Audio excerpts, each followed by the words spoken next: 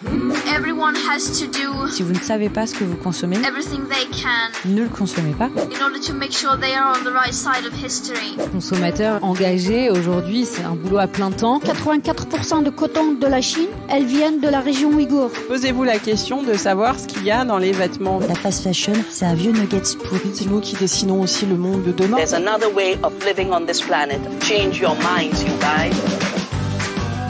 Bienvenue dans Nouveau Modèle, le podcast sur la mode responsable et engagée. Je suis Chloé Cohen, je suis journaliste et vous écoutez la nouvelle série Elles font la mode. Vous êtes-vous déjà demandé comment le t-shirt que vous portez a été fabriqué ? Non mais je veux dire, vraiment fabriqué. Pas seulement dans quel pays et dans quelles conditions, mais qui est l'agricultrice ou l'agriculteur qui a récolté la matière première ? Qui est là ou le modéliste ? La teinturière ou le teinturier ? Comment fonctionne l'usine dans laquelle il a été confectionné ? Dans cette série, Elles font la mode, j'ai décidé de partir à la rencontre de celles que l'on ne voit pas, de ces femmes qui œuvrent dans l'ombre à la fabrication de nos vêtements, loin des visages d'Instagram. Elles sont agricultrices, modélistes, teinturières, travaillent dans la confection ou dans les usines de fabrication, et elles font la mode. Pour le 4e épisode de cette série, je reçois Cléa Pollard, à la tête de Coco & Rico, un atelier de création et fabricant textile nouvelle génération. Nouvelle génération, car chez Coco & Rico, rien n'est jamais acquis, tout est régulièrement remis en question pour toujours faire mieux. Coco & Rico travaille avec de nombreux ateliers français afin de promouvoir un Made in France éthique et accessible. La poétesse, écrivaine et militante afro-américaine Maya Angelou, dans une lettre à ma fille, écrit « Gardez bien à l'esprit qu'une seule personne bien intentionnée peut constituer la majorité. » Et c'est bien ce qui motive Cléa. Alors à noter que cet épisode a été enregistré avant les nombreuses fermetures des enseignes de mode comme Camaïeu, Koukaï ou Pinky.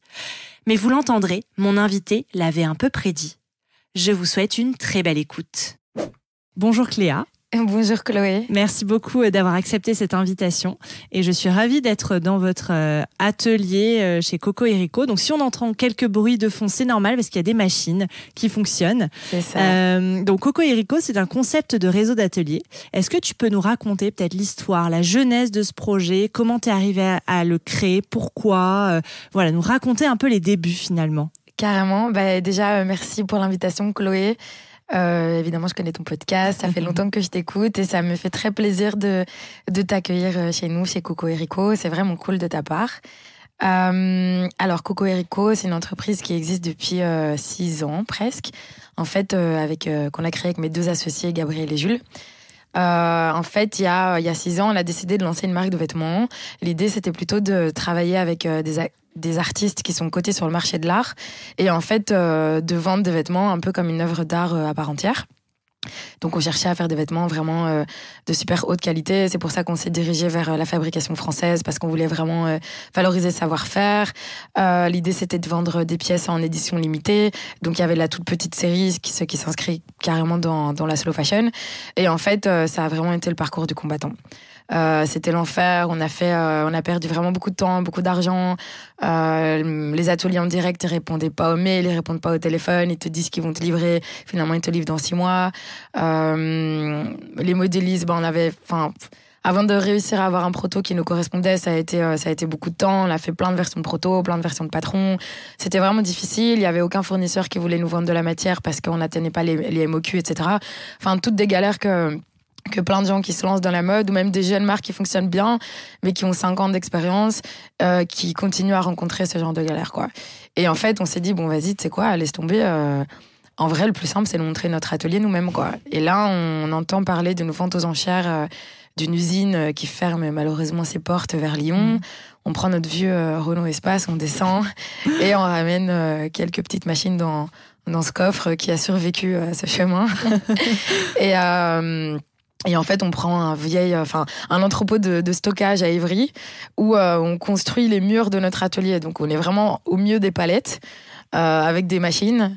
On fait quelques murs histoire d'avoir un peu de vie privée là-dedans. On a une copine d'une copine qui est couturière. On lui dit, vas-y, s'il te plaît, viens nous aider. Et on lance notre première collecte comme ça. Et quand on lance la collecte, on la montre, on la présente dans une galerie d'art, puisque l'idée, c'était vraiment... C'était ça, ouais. C'était vraiment le côté artistique... Moi, mon père, il est galeriste. Jules, il a toujours été dans l'art. Le père de Gabriel, il est dans la décoration. Enfin, nous, c'était vraiment plutôt ça notre veine, quoi. On a découvert la mode vraiment après.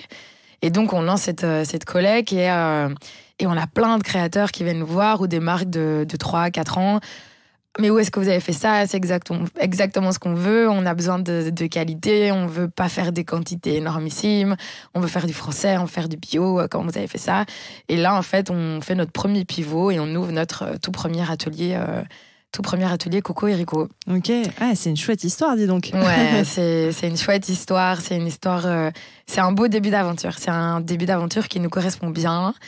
Et, avec des rebondissements. Ouais, exactement. Et dans cette aventure, on voit vraiment notre côté débrouillard et on fait avec ce qu'on a, quoi. Parce que Gab, Jules et moi, on n'a pas été formés dans la mode, on a été formés à nous-mêmes. On est vraiment tous les trois autodidactes surtout.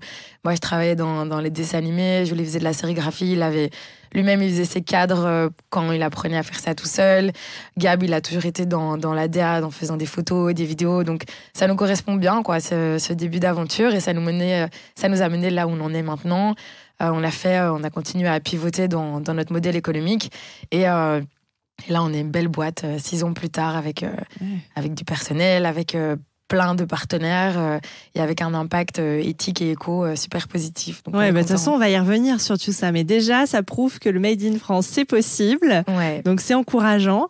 Peut-être avant d'enchaîner avec la deuxième question, qu'est-ce que tu as découvert dans la mode? Parce que tu dis, on vient pas du tout de ce milieu, ni toi, ni tes associés. Donc, quand tu es tombé là-dedans, quelles ont été vos réactions de découvrir un peu cette industrie textile qui était nouvelle, quoi, pour vous? Tu parles à titre perso ou vraiment à titre plutôt pro? Les deux. Ou les deux? Ouais, les deux. Ok, alors d'abord professionnellement, nous, comme je te le disais, c'est pas une industrie qu'on connaissait. Et c'est une industrie qui est quand même super fermée, à titre perso et à titre pro. D'ailleurs, on connaît un peu l'image que l'industrie peut avoir de la mode. Sûr. Et puis, c'est une industrie qui est super complexe. Faire un vêtement, c'est des dizaines d'étapes qui traversent le monde entier. Donc, être newbie là-dedans, c'est pas évident. C'est vraiment prendre une montagne à bras-le-corps, quoi, ce qu'on a fait. Et en fait, la première chose dont on s'est rendu compte, c'était évidemment le cataclysme, la catastrophe, l'horreur que cette industrie peut aussi représenter avec la fast fashion. Nous, on a fait du Made in France et du bio parce que ça nous correspondait en termes de valeurs personnelles. Moi, ça faisait 10 ans que j'étais végétarienne, des choses comme ça, pour la cause animale, pour la nature. Donc, nos premiers choix, qui sont en fait les choix de la jeunesse de Coco et Rico, ont été des choix perso. Et ensuite, on s'est rendu compte en s'informant, avec des catastrophes comme Rana Plaza, etc., de l'impact terrible que l'industrie et de la fast fashion avait. Et c'est là où on s'est dit, OK, nos engagements qui sont perso doivent devenir, dans notre boulot, des engagements quotidiens, des objectifs. Et là, on doit passer finalement au militantisme, quoi. Ça faisait encore plus sens, finalement. En découvrant l'envers du décor, vous vous êtes dit, finalement, ce qu'on propose, il faut que ça continue et que ça se répande, quoi. C'est ça, exactement. Au début, ce qu'on proposait, c'était un peu un dénominateur commun qui, pour nous, était normal, était une base, était un peu un sine qua non, quoi. Un prérequis, vous vous imaginez pas faire autrement. Ouais, exactement. Ça fait partie de notre génération, en tout cas de certaines personnes de notre génération. Et c'est comme tu le dis, justement, c'était un prérequis, c'est comme ça et pas autrement. Et après, en s'intéressant un peu, on s'est dit, mais en fait, c'est un nouveau combat qu'on doit avoir. Et nous, à l'époque, on a monté plusieurs entreprises avec Gab et Jules. On avait des choses dans l'événementiel, dans la créa. Et l'idée, c'était un peu de se lancer dans des projets pour se faire plaisir aussi. Et en fait, on a décidé de se focus à fond sur Coco et Rico, pour le combat que ça représente pour notre avenir à tous. Ouais, c'est passionnant. Et donc, c'est ce que j'ai lu sur le site internet, mais vous vous êtes inspiré du modèle de Patagonia, je crois. Et vous avez rédigé une charte d'engagement. Est-ce que tu peux nous en dire un petit peu plus sur tout ça? Oui, encore une fois, ça fait écho un peu à ce qu'on disait là précédemment, c'est que encore une fois, ça faisait sens aussi pour nous de pas avoir un modèle de fonctionnement en interne qui soit super old school. Surtout que le principe de l'industrie, c'est quand même que ça fonctionne sur un paradigme qui est plutôt ancien, quoi. Et nous, on n'avait pas du tout envie de fonctionner de manière super pyramidale, super hiérarchique, ça ne nous correspondait pas. Et on avait envie de faire les choses un peu différemment. Et pour ce faire, on s'est dit qu'il fallait qu'on s'intéresse un peu aux modèles déjà préexistants, récents ou plus ou moins récents. Et c'est là où Patagonia nous a beaucoup intéressés. Et donc l'idée, c'était de fonctionner de manière flat et de manière non paternaliste et responsabilisante. Parce qu'en fait, ce qui s'est passé, c'est que quand on a ouvert notre tout premier atelier, on s'est finalement très vite retrouvé à la direction de personnes qui avaient beaucoup plus d'expérience que nous, qui étaient beaucoup plus âgées que nous. Et du coup, c'était complètement absurde de vérifier les horaires de quelqu'un, etc. Enfin, ça ne faisait aucun sens. Et c'est là on s'est dit, bon, viens, on va essayer de diguer un peu ça et de proposer autre chose. Et on s'est inspiré de Patagonia. Donc ça fonctionne comment, en grande ligne? Il faut concevoir en fait l'entreprise comme un cercle dans lequel chacun a un champ d'action. Donc on n'a plus cette idée de fiche de poste qui est quand même l'idée du contrat avec une définition, tu fais ça à tel horaire. L'idée c'est de travailler avec des gens qui vont être beaucoup plus indépendants et qui vont avoir un champ d'action et donc un champ de responsabilité. Et ce champ d'action, il va être modulable et agile, un peu à l'image de la nature. Dans la nature, les choses sont organiques et évoluent. Quand une liane pousse, elle va s'adapter et prendre la forme de ce qu'il y a devant elle. Et c'est un peu la même idée, c'est que un jour J, tu peux avoir tel besoin, le lendemain, tu peux avoir telle autre chose qui se présente à toi, et donc il faut que tu puisses agir différemment. Et donc ton poste ne doit pas être figé, mais doit évoluer. Ça, c'est la première chose. La deuxième chose qui est vraiment fondamentale, c'est l'idée de la responsabilité.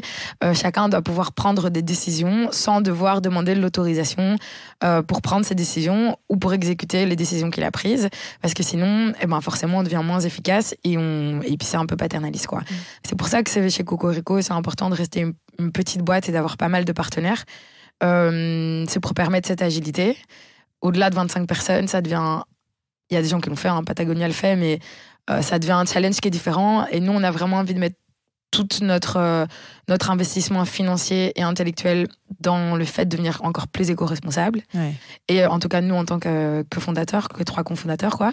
Et de rester une entreprise dans laquelle cette agilité peut encore perdurer, quoi. Ouais, fonctionner par elle-même. Mais c'est extrêmement intéressant, je trouve, parce que même adapté aux vêtements, finalement, je trouve que ce qui est problématique dans l'industrie textile, c'est ce côté donneur d'ordre. Il y a une marque qui va donner des ordres à des ouvrières, à des usines, de faire tant, de faire ça, sans discussion, sans échange. Et c'est là où on se rend compte que, du coup, l'éco-responsabilité va pas pouvoir se développer si on collabore pas tous ensemble. Et là où votre modèle est intéressant, c'est que finalement, c'est montrer que en collaborant dans l'industrie textile, on va pouvoir faire changer les choses. Enfin, c'est l'impression que tu me donnes en me racontant un peu votre modèle, quoi. Carrément. Parce qu'en fait,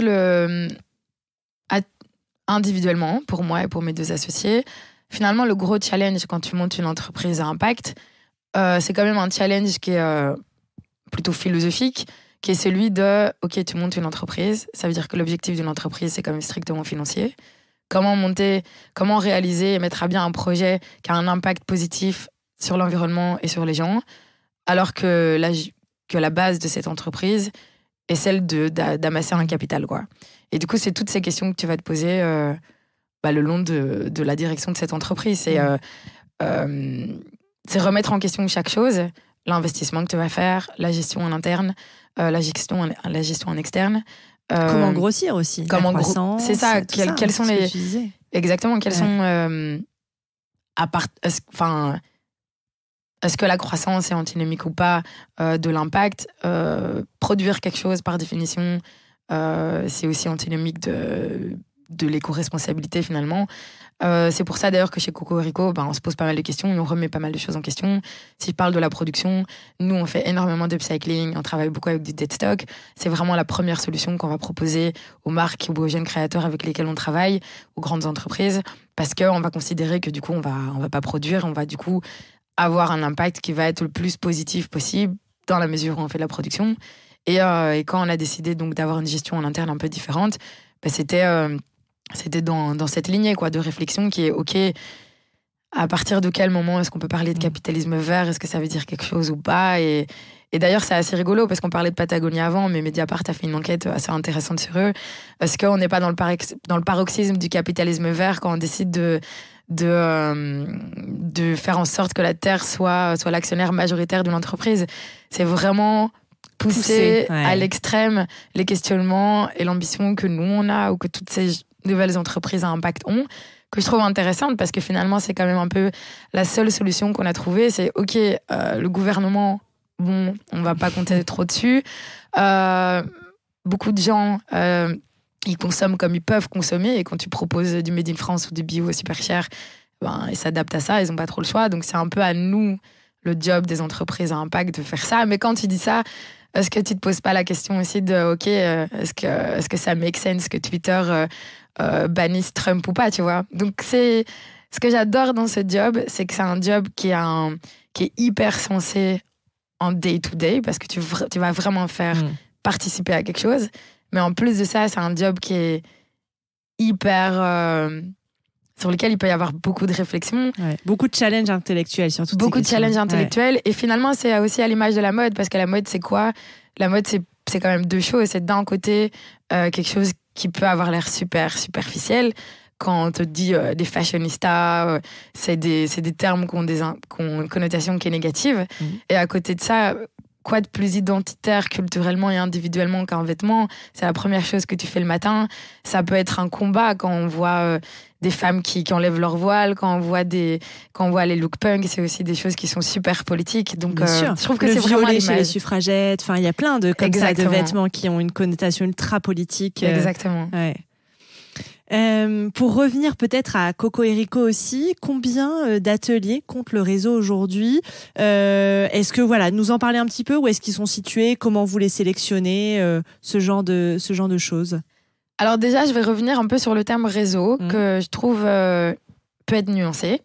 Un réseau, ça voudrait dire qu'en fait on a une espèce d'arborescence avec pas mal de partenaires différents. C'est un peu plus que ça, on n'a pas un réseau, on est un réseau. Okay. Dans le sens où en fait le staff de Coco Rico est vraiment en interne dans chacun de nos ateliers. Okay. Donc nous on a nos antennes de contrôle qualité qui sont dans les ateliers de coupe, dans les ateliers de fabrication. Le staff de Coco Rico, la direction de production, logistique, etc. Elle est dans les ateliers de coupe, elle est dans les ateliers de fabrication. C'est pas des sous-traitants, parce qu'on a vraiment des antennes, on a des chaînes en fait de montage qui nous sont réservées exclusivement à Coco Rico dans chacun des ateliers. Donc on est vraiment des partenaires qui travaillons main dans la main, et financièrement, et en termes de staffing, et en termes de qualité, et en termes de travail au quotidien. Okay. Donc on n'est pas du tout un donneur d'ordre, c'est pas du tout des sous-traitants, c'est vraiment nos partenaires. Et on les sélectionne de plusieurs manières que je vais évoquer, mais une manière aussi, c'est on les sélectionne tout comme on recruterait des employés ou des collaborateurs ou même des associés. Okay. Donc il y a vraiment ce fonctionnement-là qui est en interne. Et du coup, ça change le fonctionnement en interne, mais ça change aussi la prestation qu'on fait auprès de nos clients. Si c'était simplement des sous-traitants, il y aura un peu une idée de se dédouaner. Donc, ok, moi, je te mets en relation avec, je mets mon client avec l'atelier, ils font le job, après, advienne que pourra, c'est pas notre responsabilité. Là, pas du tout. Là, nous, on va vraiment garantir l'éco-responsabilité, bien sûr, mais aussi la qualité, le service et la gestion. Donc, je nuance ça. Cette partie-là, ouais, tu fais bien de le nuancer. À côté de ça, combien on en a? En fait, ça dépend de la capacité de production qu'on nous demande. Une capacité de production, c'est quelque chose qui va se créer, qui se travaille. Donc, par exemple, quand on a fait des masques pour le Covid, nous, on a fait un peu plus de 10 millions de masques, et on faisait, sur les 2 derniers mois, on faisait 1 million de masques par semaine. À ce moment-là, on avait 39 ateliers qui travaillaient au quotidien chez nous, et on avait tous nos camions qui passaient en fait tous les jours, qui passaient une partie de la journée dans chacun des ateliers, quoi. Là, actuellement, on est revenu sur des productions qui sont plus raisonnables, parce qu'on n'est plus dans la crise que nous avons connue. Et on travaille avec en moyenne 5 ateliers de coupe au quotidien, 5 ateliers de fabrication au quotidien, qui sont tous situés en Île-de-France. Et après, on a évidemment tous nos partenaires tricoteurs et tisseurs, qui sont donc évidemment tous en France aussi. Hein. Ok. Oui, c'est la particularité. De toute façon, on va détailler tout ce qui est made in France. Mais ok. Et ça, donc, vous prenez votre téléphone pour appeler des ateliers que vous avez repérés en leur proposant votre système, en leur proposant de rejoindre le réseau. Comment ça C'est un peu ça, et puis Ouais. c'est un peu ça, et après on va commencer à bosser ensemble, on va voir si ça se passe bien, Ouais. si Ça marche des deux côtés. si ça marche des deux Ouais. côtés, et en fait, et puis après en termes de, on va voir s'ils correspondent à nos valeurs. Ensuite, on a quand même pas mal de clients, des grosses entreprises, enfin des acteurs de la grande distribution qui vont faire des audits, et donc là on a des entreprises spécialisées dans les audits qui sont externes et qui viennent dans les ateliers avec nous pour qu'on puisse les auditer. Ensuite, on travaille avec pas mal de labels qui, pareil, viennent chez nous, ils viennent dans les entreprises pour vérifier certaines choses. Et on va vérifier principalement 2 critères, l'origine, donc la fabrication française, et les conditions de travail, donc tout ce qui va être lié aux charges sociales et aux employés. Ça, c'est vraiment les 2 gros critères qui sont donc les critères de l'éthique et de l'éco, quoi. Ouais, qui sont normalement indispensables, mais Indispensable, c'est pas le cas ouais, pour tout le monde. C'est indispensable. Et puis, Ouais. et puis nous, en fait, on fait quand même le double check parce qu'il y a plein de...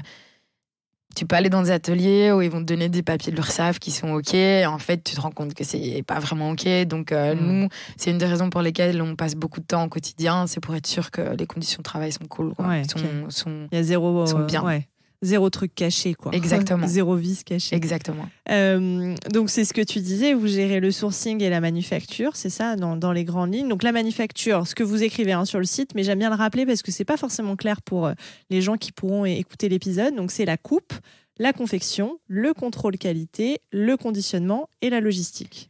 Dans les grandes lignes. C'est ça, et C'est le ça. développement. Et le développement, puisqu'on a toute la partie sourcing et bureau d'études. Ouais, ok. Oui, donc Coco Rico va accompagner les grandes entreprises ou les jeunes créateurs dans le développement et la production de leur collection de vêtements ou de petits accessoires textiles, mais de manière entièrement éco-responsable, puisqu'on va travailler avec des matières qui vont être exclusivement bio-certifiées ou recyclées ou upcyclées. On va vraiment travailler sur de l'éco-conception en essayant de valoriser un maximum la matière et en revalorisant les chutes, puisque c'est là où, au niveau de la coupe, qu'il va y avoir le plus de déchets. Toute la fabrication va être locale, donc en région parisienne. Tous nos fournisseurs vont être principalement français. Aussi, des fois on va en Italie, des fois on va en Espagne, mais pour les matières, en tout cas pour les tricoteurs et les tisserands, c'est français. Et ensuite, on va gérer dans nos différents entrepôts à nous toute la partie contrôle qualité, conditionnement, logistique, etc. quoi. Ok. Et alors, parce que donc cette série, c'est Elles font la mode, donc le but c'est de détricoter un peu le vêtement et de comprendre comment on le fabrique. Donc sur la partie que vous gérez vous, il y a combien de métiers impliqués, combien de personnes? C'est pas forcément évident peut-être de tout décrire, mais dans les grandes lignes pour nous expliquer à quoi ça correspond, pour bien visualiser que faire un vêtement c'est ultra compliqué. Ça nécessite des savoir-faire, ça nécessite de l'humain, du temps, ce qui explique aussi pourquoi on peut pas payer un t-shirt 2 €, quoi. Ouais, c'est hyper important effectivement de comprendre ça parce que ça justifie le prix et la qualité derrière. Dans les grandes lignes, je vais faire un exemple peut-être avec un de nos vêtements. T'as vu, on a notre boutique en haut. Oui, j'ai vu. Ouais. Parce que oui, on a du coup officiellement notre boutique qui est ouverte au grand public, d'ailleurs, pas que aux professionnels ou mouvant en détail. Et donc, dans cette boutique, on propose entre autres un t-shirt. Donc, on va parler de ce t-shirt. Comment on a fait? Alors, donc, la première étape, nous, on conseille toujours de partir quand même d'un budget ou d'une target price. Parce qu'un t-shirt, il peut te revenir à 10 € comme il peut te revenir à 50 €. Donc l'idée, c'est quand même d'abord, en priorité, dans ton plan de collection, de te mettre un objectif de prix, un objectif de PRU, donc de prix de revient unitaire. Une fois qu'on a fait ça, on va pouvoir commencer à faire le job de sourcing. La première étape pour le sourcing, c'est évidemment la matière. Parce que créativement, il vaut mieux partir de la matière, puisque c'est la matière qui va s'adapter au modèle et pas l'inverse. Si tu prends une matière super extensible, tu vas développer un modèle qui va être adapté à cette extensibilité, inversement, quoi. Donc, on fait d'abord tout le sourcing. Donc là, on ratisse. Moi, ce que je fais, moi, je vais pas dans les salons parce que dans les salons, c'est des entreprises ou qui cherchent à avoir des clients ou qui ont un gros budget pour faire des salons, qui ont l'habitude de faire des salons, etc. Mais il y a plein d'entreprises qui ne sont pas forcément dans les salons. Dans les ateliers, on le sait, les ateliers ne sont pas dans les salons. Tu as plein de fournisseurs qui ne sont pas dans les salons non plus, tous les fournisseurs un peu techniques, etc. Donc moi, je me mets devant un Excel des entreprises françaises, quoi. Je vais sur Infogreffe, voilà. Et je tape par région et je regarde toutes les entreprises. Et donc, j'ai mon réseau, évidemment, mais je regarde quand même pas mal là-dedans, quoi. Au tout début, en tout cas, chez Cocorico, quand on a voulu lancer un peu notre premier ce t-shirt-là, on s'est dit, bon, dans les salons, c'est quand même des super grosses entreprises familiales qui vendent que à Lacoste, des choses comme ça. C'est hyper cher. Je suis sûre qu'il y a moyen de trouver d'autres tricoteurs qui font de la qualité qui est vraiment top, qui est peut-être plus abordable, quoi, en termes de prix, en termes de quantité. Ce qu'on a trouvé comme ça. Donc, c'est un sacré boulot. Ouais, j'imagine. Mais en tout cas, on avait commencé comme ça. Ensuite, on va développer le produit. Donc là, on fait patronage, prototype, numérisation, gradation, normalisation. Et ça, c'est une personne, plusieurs personnes qui le font? Ça, t'as une personne qui fait le patronage. Okay. T'as une personne qui va monter le prototype avec jusqu'à 3 machines. Ensuite, t'as une autre personne qui peut faire la numérisation et la gradation. Il y a des personnes qui sont spécialisées dans chacun de ces corps de métier. Il y a des entreprises qui sont spécialisées dans chacun de ces corps de métier. Quand tu travailles dans une petite boîte, tu vas avoir tendance à regrouper gradation, numérisation, patronage, parce que tu vas faire le patronage de manière numérique directement. Et par contre, c'est toujours une autre personne qui va faire, qui est donc un mécanicien modèle, quoi. Enfin, un technicien modèle ou un prototypiste. Il y a plein de noms selon un peu le genre que tu as envie de te donner, qui va du coup monter le proto, quoi. Ok. Une fois que c'est fait, tu vas faire un fit, un essayage. Là, on rappelle du coup la modéliste.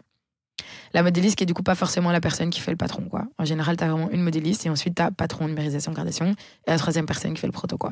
La modéliste, elle va faire le fitting et donc elle va faire tous ses commentaires en spécifiant les marges d'erreur autorisées ou pas sur les différentes lignes de mesure, parce que du coup c'est là où on va commencer à élaborer le dossier technique et la fiche technique. Et le dossier technique, c'est ce qui est, c'est un peu la bible qu'on va envoyer en production, quoi. Et c'est ça qu'on va devoir respecter.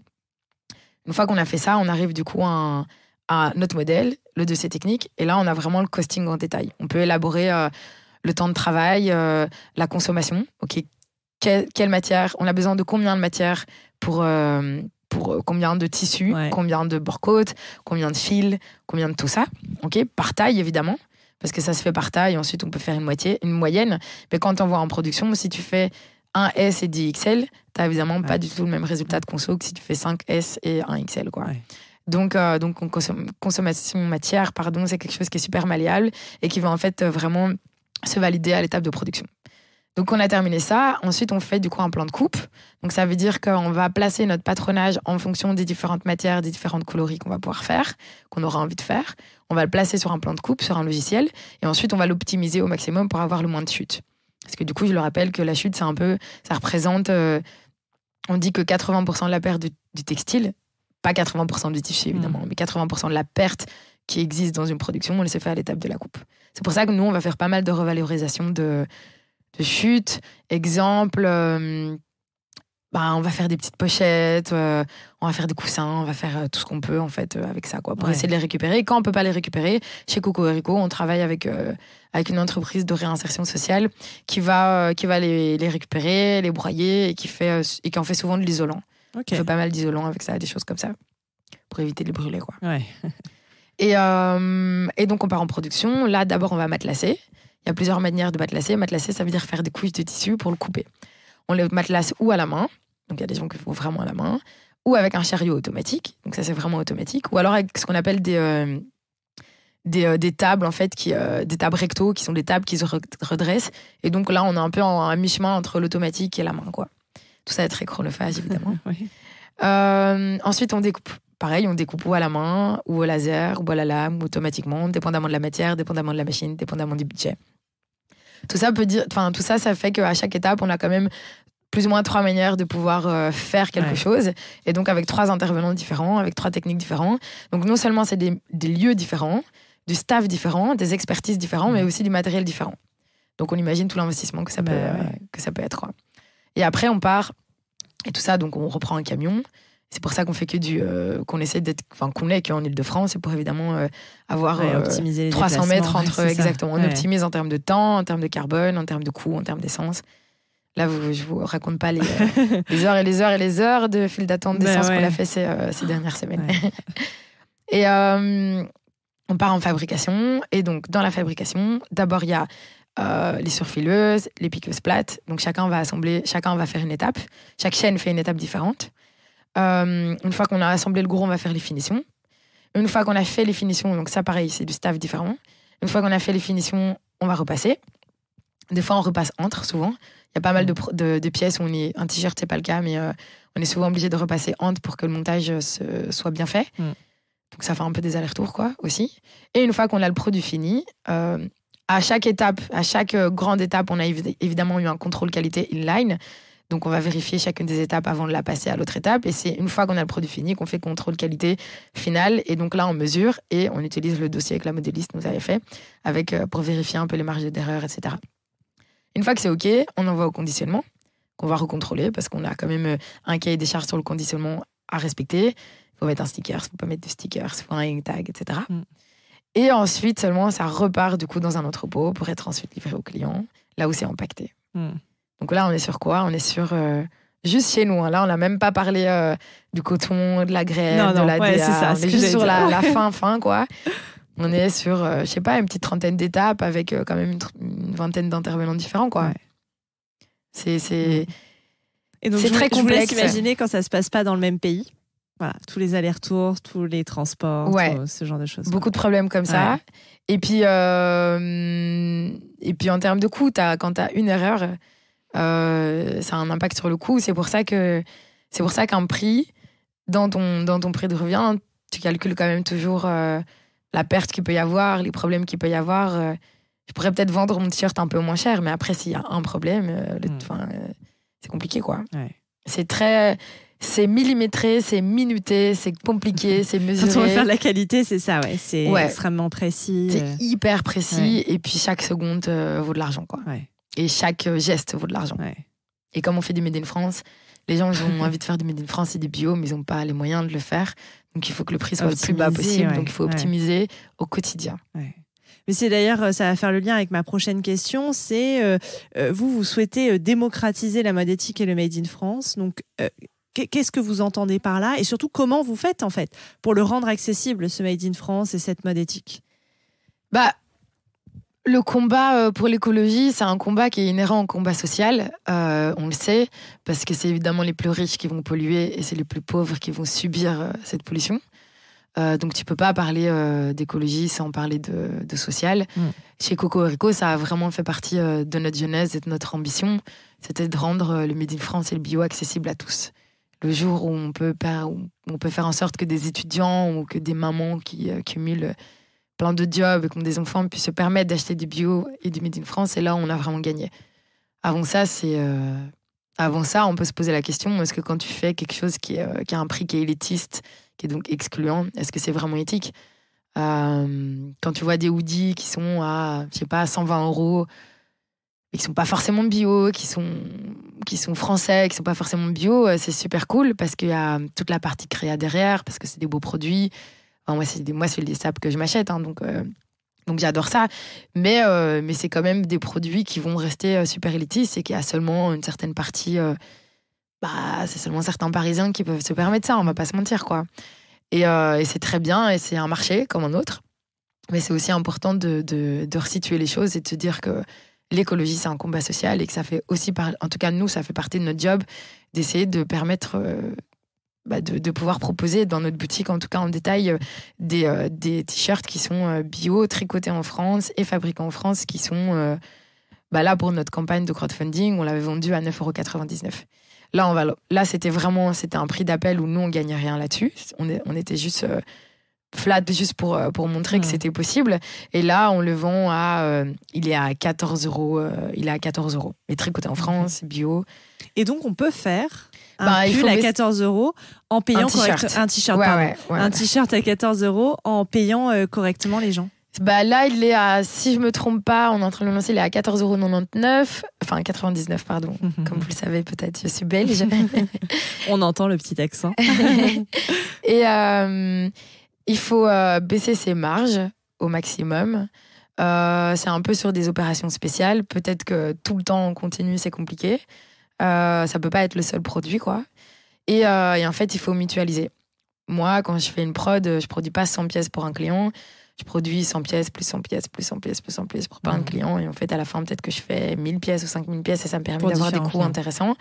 Et en fait, il faut pas avoir les mêmes attentes. Nous, on va avoir des t-shirts qui vont être plus chers, ok, mais on va avoir ce t-shirt-là dans une certaine quantité, vendu dans la boutique, pour permettre ça, quoi.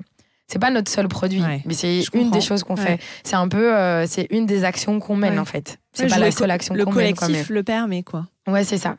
En tout cas, il contribue. La marge, le collectif, et le fait de voir ce produit comme étant ce produit-là qui est libre à tous. Spécifique. Qui est spécifique. Parce que il répond, enfin, il y a plusieurs critères qui rentrent en jeu, quoi. Ce qui n'est pas le cas pour tous les vêtements. Exactement. Ouais. C'est pas le seul produit sur lequel on va travailler, quoi. Ok. Vous écrivez aussi que vous souhaitez faire du Made in France éthique et écologique. C'est-à-dire, parce que souvent quand on pense Made in France, pour beaucoup de personnes, c'est forcément éthique, c'est forcément local, donc c'est forcément écologique, mais c'est pas là forcément le cas, hein, tout le temps. Donc, est-ce que tu peux nous expliquer un petit peu pourquoi vous avez accolé éthique et écologique à ce Made in France? Pourquoi c'était important de le préciser, peut-être? Je pense qu'on peut revenir aussi un peu à la définition de ce qu'est le Made in France. Du Made in France. Force est de constater qu'il y a dans l'imaginaire collectif, pour pas mal de personnes, le Made in France, c'est quand même une dame franco-française dans le Nord qui travaille dans une usine bien dégagée, bien rangée. Ce qui est très bien, mais ça, c'est un peu le Made in France luxe, quoi, peut-être. En vrai, dans ma réalité à moi, en tout cas, dans notre réalité, le Made in France, c'est autre chose que je trouve... en tout cas, qui, je trouve, correspond plus à la réalité de la France. Déjà, on dit Made in France parce qu'on veut faire du local pour diminuer l'impact carbone, mais le terme France, il n'est pas utile. Nous, on fait vraiment... Je pense que nous, on le met souvent dans notre site, etc. On insiste plus sur la partie locale, quoi, fabrication locale. Ouais. Parce qu'on n'est pas obligé de se mettre une frontière là où il y en a déjà suffisamment. Et le Made in France, c'est pas faire du français, c'est fabriquer dans un endroit qui se trouve être en France, pour nous. Et fabriquer localement, c'est fabriquer, quand tu vas dans les usines en Île-de-France, ça parle toutes les langues, ça a toutes les couleurs, ça a appris la fabrication française dans tous les pays du monde, en fait. Et c'est ça qu'on aime bien chez Cocorico, quoi. C'est qu'en réalité, le Made in France, c'est surtout du Made in super multiculturel et du Made in partout, où on s'est tous retrouvés un peu ici avec des savoir-faire différents, avec des besoins, des envies, et qui sont ceux de perdurer ce job, quoi, de le relocaliser, quoi. Et quand on parle de relocalisation de filière, on parle vraiment de la filière, mais c'est tous ces gens qui viennent de partout qui font que cette filière va pouvoir exister et revenir, quoi. Ouais. Et donc ça, je pense que c'est important, de le souligner. Ouais, complètement. Et il y a aussi beaucoup de French washing, un peu comme le greenwashing aujourd'hui. Peut-être rappeler aussi quelles sont les conditions pour répondre un peu à la fabrication locale, à la fabrication française, quoi. Bah oui, c'est ça, en fait. Si tu fais du Made in France, mais que t'es un styliste insupportable avec tes clients, avec tes collaborateurs, pardon, avec tes employés, ou que tu fais du Made in France et que t'as des gens qui ont des conditions de travail qui sont en France, mais qui sont pas du tout honorables, alors ce label-là, il sert à rien, quoi. Non, l'idée, moi, je pense que le plus important, en tout cas, c'est toujours ce qu'on se dit chez Cocorico, avec Gabriel et Jules, c'est plutôt la transparence. Et le fait d'essayer de donner son maximum. C'est compliqué d'être parfait. L'idée, c'est de faire le mieux possible et de communiquer sur ce qu'on a réussi à faire ou ce qu'on n'est pas capable de faire ou ce qu'on aimerait faire, mais qu'on essaye un peu, quoi. Et je pense que c'est le plus important. Nous, chez Cocorico, comme on est une jeune entreprise, on ne s'est jamais trouvé des excuses un peu comme les grandes entreprises qui ont des labels de bio, de français. Nous, on a toujours bien fait les choses parce qu'on n'a jamais mal fait les choses. On n'a pas à se rattraper. On n'a pas fait de bêtises comme tous ceux-là ont peut-être fait. Nous, notre mot d'ordre est vraiment la baseline de Cocorico et les fondations de Cocorico, c'est avant tout la transparence et essayer de bien faire. Par exemple, on va travailler qu'avec des matières véganes. Pour nous, c'est sine qua non. Mais quand tu as une marque qui a récupéré des chutes de cuir, qu'elle a été upcyclée de je sais pas quelle grande maison, ça c'est un beau projet, quoi. Et là, ça fait sens de pas faire du vegan, par exemple. Oui, et puis vegan, ça peut être aussi polyester neuf, quoi. Ouais, oui, alors on a aussi cette grande question-là où effectivement, si on m'amène c'est carrément ça, on m'amène des pièces, on m'amène des rouleaux en me disant que c'est vegan, mais c'est 100% PP. Non, ça n'a pas beaucoup de sens non plus. Donc, et c'est là où effectivement, comme tu le dis justement, c'est de la cohérence, c'est de la transparence, c'est de la communication, c'est essayer de bien faire et de se poser des questions, quoi. Et de se remettre en question tout le temps. J'allais dire se remettre en question. J'ai l'impression que c'est un peu ça votre mot d'ordre aussi. C'est carrément ça. De jamais ça, prendre pour acquis ce que vous êtes en train de faire, mais toujours essayer de faire mieux et de vous remettre en question, quoi. Exactement. C'est bien. Merci. Quelles sont un peu les difficultés liées au Made in France aujourd'hui ? Enfin, ou en tout cas, à quelles difficultés vous avez été confrontés ou vous êtes confrontés, j'ai envie de dire. C'est peut-être pas du passé, malheureusement. Alors, la première difficulté, ça va être celle du recrutement. Surtout les jobs un peu techniques. Dans les écoles, que ce soit en supérieur ou avant le supérieur, on va vraiment valoriser des jobs de créa, de DA, etc. Alors qu'en fait, la réalité d'une industrie, c'est de la technique, c'est des techniciens, quoi. C'est des gens qui sont sur des machines, sur des ordis, qui font de la couture, etc. Il y a une vraie perte de savoir-faire sur ces métiers-là. Il y a vraiment une perte de savoir-faire et puis il n'y a pas de valorisation, quoi, en termes dans l'éducation. Donc le premier vrai problème, c'est toujours le même, c'est celui de l'éducation. Pas sorcier. Et le deuxième problème, c'est toujours le même aussi, c'est la politique. Puisque le Made in France, c'est quelque chose d'avant tout politique. Et on le voit, il y a pas mal de pétitions, il y a pas mal de projets qui tournent en ce moment, qui sont super cool, qui sont pleins d'espoir en tout cas, qui sont celui de... il faudrait évidemment taxer les imports. Ça, ce serait la première chose à faire. Il faudrait défiscaliser en partie ceux qui font du Made in France. Et il faudrait que l'argent qui est généré par cette défiscalisation, évidemment, elle n'aille pas juste dans les poches de quelqu'un, mais qu'elle soit investie dans le fait de faire encore plus de local et de Made in France dans des jeunes créateurs, etc. Quoi, ou dans des subventions pour des entreprises qui moins jeunes, etc. Quoi. Donc les deux, c'est vraiment ça, hein, comme d'hab, de toute façon, c'est pas sorcier, hein, l'éducation et la politique financière. Quoi. Voilà. Et c'est possible aujourd'hui, parce qu'on parle beaucoup de relocalisation de la filière textile. En tout cas, il y a pas mal de marques qui prennent ce sujet-là à bras-le-corps. Je pense au CIP français, à 1083, par exemple, parce il y a clairement pas que ces deux-là, mais ils sont très vocaux. En tout cas, on les entend beaucoup sur ces sujets. Est-ce que c'est possible de relocaliser entièrement la filière textile aujourd'hui en France, en tout cas de répondre à la demande Oui, après, on le voit, hein, si on parle de 1083... il le fait avec son usine de jeans et avec le jeans, la matière de jeans en lui-même qui a été relocalisée. On voit avec le slip avec Guillaume qui sont sur des projets de chanvre, de lin, etc.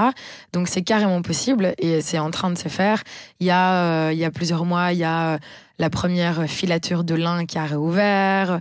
Donc, il y a plein de choses qui se font, qui sont hyper positives, hyper encourageantes, et c'est carrément possible, et c'est en train de se faire. Je pense que ça va prendre du temps et que ça va prendre évidemment de l'investissement pour plus que ça devienne une exception. Par exemple, telle marque qui a son chanvre à lui, mais qu'en fait, toutes les marques et tous les gens puissent aller simplement acheter du chanvre, du lin tricoté ici, etc., pour que ça devienne plus généralisé, quoi, et pas que ce soit lié qu'à un acteur. Oui, c'est ça, c'est de le faire à échelle un peu plus industrielle, quoi, pour que ça ait un vrai impact. Oui, industriel et du coup financièrement, quoi, que ce soit plus de l'ordre de l'expérience, mais que ce soit de l'ordre exactement de la niche, mais que ce soit vraiment fonctionnel et que ça tourne en quotidien, quoi. Et c'est carrément possible. Après, il y a des choses qui ne seront pas possibles. Ça n'a pas de sens de ramener du coton ici, forcément. On a du lin, on a du chanvre, on va se concentrer là-dessus. C'est ce que les gens font, c'est très bien. Il y a des savoir-faire, des expertises, de l'artisanat qui existent dans certains pays, qu'il faut garder dans ces pays-là parce que ça fait partie de leur richesse. Et l'idée, c'est plutôt de revenir à nos artisanats. À ce qu'on savait faire. À ce qu'on savait faire. On pense à de la broderie ou des choses comme ça. C'est plus revenir à ces choses-là et les relocaliser et les réexploiter, quoi. Mais dans le sens positif du terme. Ouais. Et comment tu vois évoluer l'industrie textile ? Est-ce que ça, enfin, tu disais donc il y a plein de choses positives qui sont en train de se faire. Est-ce que c'est pour l'instant, est-ce que c'est seulement des marques engagées qui prennent ces sujets-là, ou est-ce qu'il y a aussi des marques un peu plus grand public qui ont aussi envie de participer à cette relocalisation? Comment tu vois tout ça évoluer, sans parler seulement des marques engagées, mais de façon plus générale? C'est vrai que nous, on est pas mal en contact avec de la grande distrib française ou avec des grandes maisons de mode. Ça les intéresse, le français ou le bio. Ça les intéresse parce qu'il y a un engouement marketing. Ouais. Eux, ils sont sensibles à l'engouement marketing et c'est très bien. Ça les intéresse, mais de manière quand même un peu... c'est souvent quand même des capsules, quoi. Ouais, ils y vont pas franchement, quoi. Enfin, moi, c'est l'impression que j'ai. En fait, si tu veux changer l'industrie de la mode français, des maisons non engagées, enfin, qui sont pas des maisons à impact, quoi. En fait, tu dois changer leur modèle économique en interne, quoi. Parce qu'ils ont un modèle économique qui est basé sur certaines marges, donc sur certains prix de revient, sur certains prix de vente. Tu fais quoi? Tu changes tout, c'est pas possible. Ils payent les choses d'une certaine manière parce que économiquement, ils ont toujours fonctionné depuis des dizaines d'années d'une certaine manière, quoi. Et en fait, il faudrait qu'ils acceptent de revoir pas leur mode de production, mais leur mode de fonctionnement en interne complètement. Ce qui est quand même un sacré remise en question. C'est clair. Et est-ce que les maisons de mode vont le faire? Moi, tu vois, pourquoi ils auront envie de le faire? On le voit quand même que ça fait des dizaines d'années qu'on est dans une catastrophe écologique. On est en train de mourir à feu et à eau.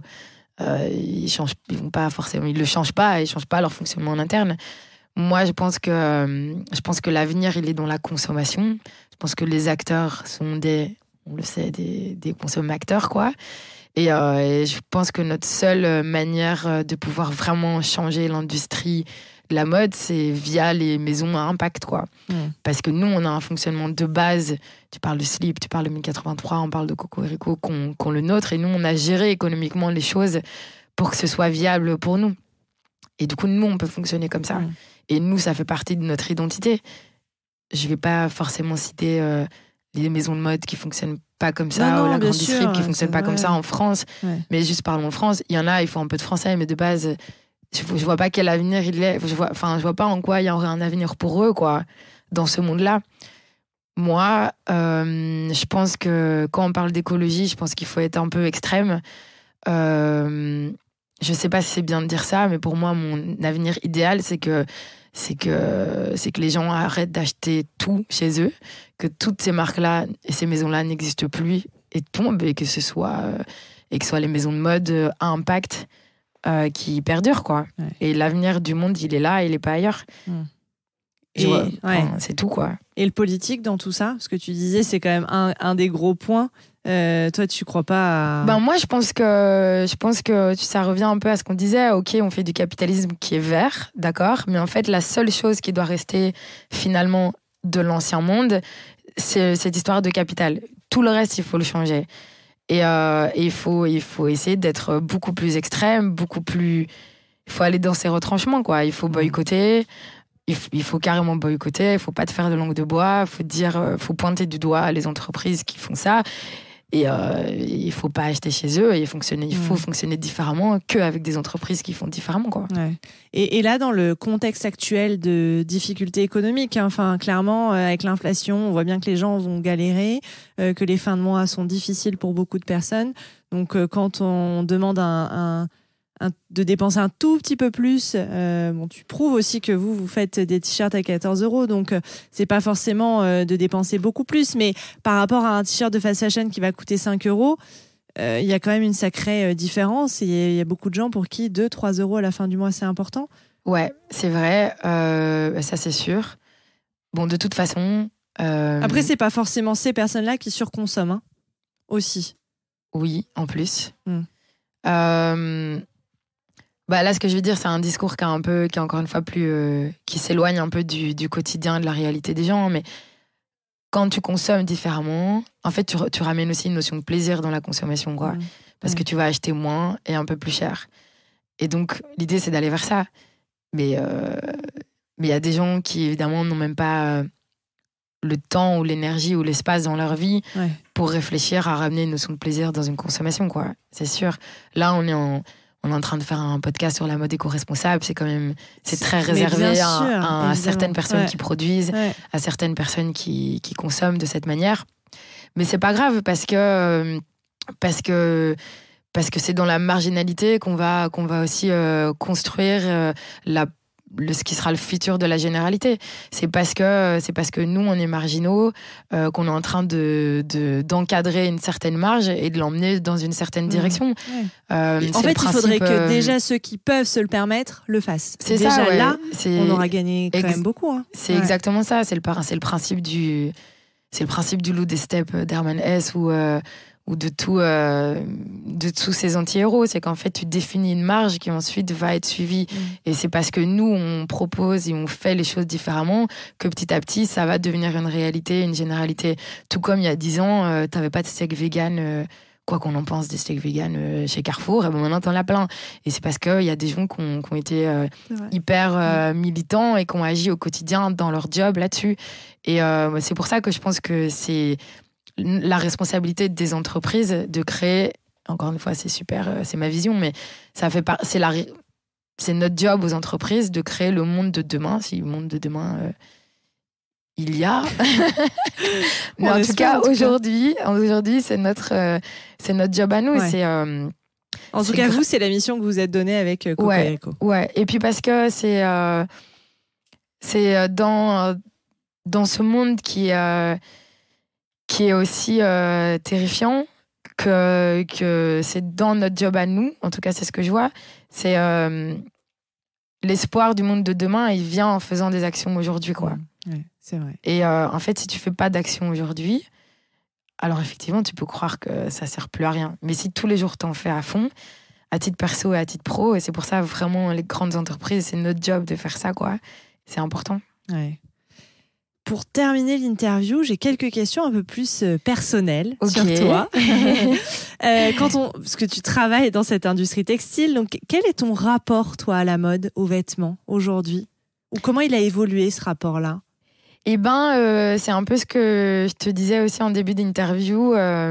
Quand j'étais jeune adolescente, que je lisais Hermann Hesse, du coup, parce qu'on en parlait, par exemple, ou que je lisais Le Talon de fer de Jack London.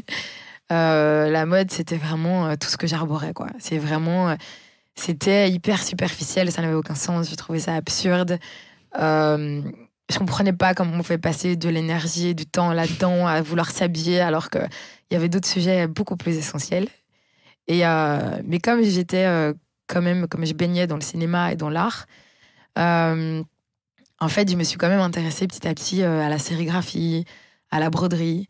Et en fait, j'ai commencé à m'intéresser à la mode vraiment avec l'artisanat. Puisque du coup, j'ai fait le lien entre l'art et l'artisanat, qui m'a emmenée à la mode. Et c'est là où, du coup, j'ai commencé à lire comme Alice Pfeiffer, des journalistes comme ça.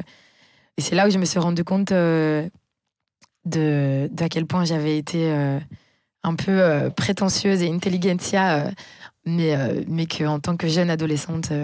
j'étais excusée et que je me suis intéressée vraiment à ce que peut représenter un vêtement de manière identitaire et de manière politique. Et ça m'a fascinée et maintenant ça me fascine et maintenant j'adore ça. Maintenant j'aime voir ce que les gens portent, j'aime voir ce que ça représente, j'aime voir ça peut être un combat écologique, ça peut être un combat sur l'identité, sur le genre, sur la sexualité, sur l'amour, sur le social, sur l'économie, et ça représente tout ça, et maintenant ça me fascine et j'adore ça, quoi. Ouais. Oui, d'accord. Si je te dis que tu es une personne engagée, tu me réponds quoi? Oui, mais je pense qu'on n'est jamais suffisamment engagé, et je pense que je devrais l'être plus, et j'essaie de l'être plus. Sur quel sujet tu devrais l'être plus, tu penses? Bon, professionnellement, on a compris que vous remettez très régulièrement en question, mais personnellement? Personnellement, j'aimerais faire plus de choses pour les autres. J'aimerais être plus engagée peut-être tu sais, moi j'habite à Marseille. Marseille en France, c'est quand même vraiment le vivier du don de soi, de l'associatif, etc. Et je trouve ça super inspirant. Je fréquente beaucoup de gens qui sont vraiment là-dedans et j'aimerais être un peu plus proactive là-dedans. Et en termes de tout ce qui est énergie et eau, j'aimerais bien aller un peu plus dans l'expérience de l'autosuffisance en termes d'énergie, d'eau et de nourriture. Et je pense, j'imagine, comme beaucoup de gens qui nous ressemblent un peu peut-être, moi je suis dans beaucoup de lectures de permaculture et autres rapprochements avec la nature. Okay. Donc voilà, ça c'est un peu mes grands sujets du moment. Tes ambitions personnelles. Oui, à court terme, voilà. Et alors la dernière question du podcast qui est rituelle, as-tu des modèles dans la vie? En fait, je savais que... Ouais, je la connais la question. Et du coup, mon associé... Faut bien une fin, c'est pas évident. Hein, mais... Et mon associé Jules m'a dit, mais du coup, c'est quoi ton modèle? Je lui ai dit, tu sais très bien c'est quoi mon modèle, mais je peux pas dire dans un podcast c'est quoi mon modèle. Après, on va rigoler. Moi, en vrai, si je dois être hyper sincère, mon modèle depuis que je suis ado, c'est Arnold Schwarzenegger. Je veux pas mentir, je veux pas faire de langue de bois. C'est vrai. J'aime tout ce qu'il représente. J'aime ce qu'il représente parce que c'est un héros populaire. Et un héros peut pas être un héros s'il est pas populaire, s'il met pas tout le monde d'accord. Donc j'aime bien ça. Et en fait, j'aime bien revendiquer mon côté éclectique. Je trouve que pour être vraiment, encore une fois, éthique et ouvert d'esprit, il faut être éclectique. Et s'il y a des gens ou des héros que t'aimes pas parce qu'ils sont pas assez bien, alors il faut se remettre en question. Et j'aime bien Arnold parce que tous ceux qui ont fait des visios, tous mes clients l'ont vu. J'ai un poster de lui derrière moi sur mon bureau. Donc je l'aime bien parce que il est le premier à avoir légalisé le mariage gay aux États-Unis. Il est le premier à avoir rendu la weed thérapeutique légale aux États-Unis. Il est vegan depuis 20 ans. Il a même 2 petits ânes et un petit Shetland qui vivent dans son salon, tellement il est antispéciste. Il a tourné avec Cameron et moi j'ai commencé par le cinéma, donc forcément Terminator 2, je trouve que ça met tout le monde d'accord. Et puis il a quand même fini premier de Berkeley. Bon, moi je suis autodidacte, mais comme on est dans un monde où les études c'est aussi important, premier de promo, c'est pas rien, c'est quelqu'un de complexe et qui m'inspire. Okay. Donc voilà. Non, mais c'est hyper intéressant. En tout cas, c'est bien expliqué, j'aime beaucoup. Écoute, merci infiniment d'avoir répondu à toutes mes questions et d'avoir partagé tout ça avec nous. Merci à toi, Chloé, c'était super. Merci à Cléa d'avoir participé à cet épisode de Nouveaux Modèles et merci à Thomas Langlin, notre ingénieur du son. Si vous aimez l'émission, dites-le moi avec des mots doux et des étoiles sur vos applications préférées et parlez-en autour de vous. C'est ce qui m'aide le plus à faire connaître le podcast. Pour ne louper aucun épisode, rejoignez-nous sur les réseaux sociaux @nouveaumodèle.podcast. Je vous dis à très bientôt pour rencontrer un nouveau modèle.